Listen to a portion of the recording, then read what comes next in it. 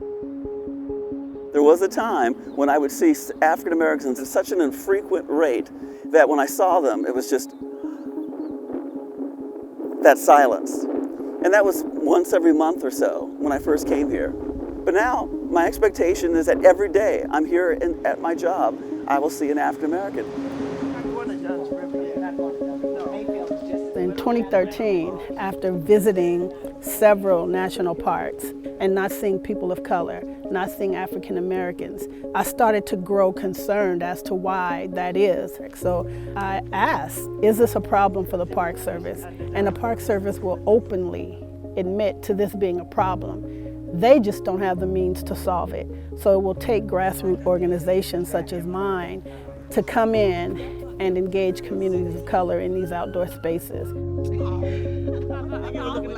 Their families haven't taken them to places like this because their families don't believe that there's a cultural connection or that these places are places for them. Because the key thing to keep in mind is that African Americans, we come out of a history of exclusion, not inclusion. So it's nice for us to actually receive an invitation and so that there's a sense of safety that when we get there, we'll be treated fairly and we'll be treated with respect. There are African Americans right now who have become the director of the National Park Service. I'm referring to Bob Stanton. There are African Americans who are right now chief rangers, but they are in general unknown to the larger culture of African Americans. So there needs to be a little bit more clarity and expression of the accomplishments that these pioneers have made.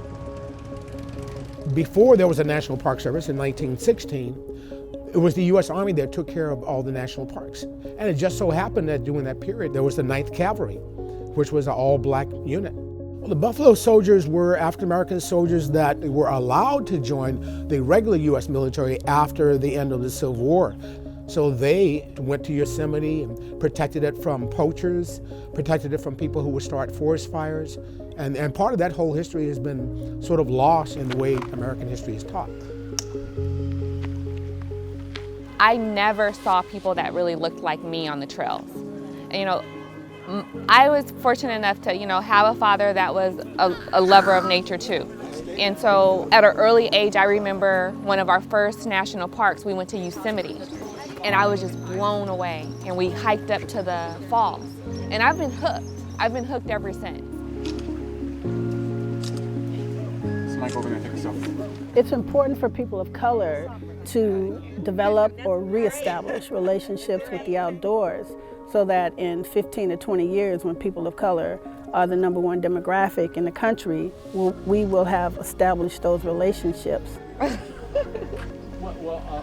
When Olivia is an adult and she's my age, I really hope that these parks are preserved. Giving her this introduction now, I hope that this seed is planted so deep within her that, we never know, we may be raising one of the world's, conservationists, but this is just beautiful. It's beautiful and we need to protect it.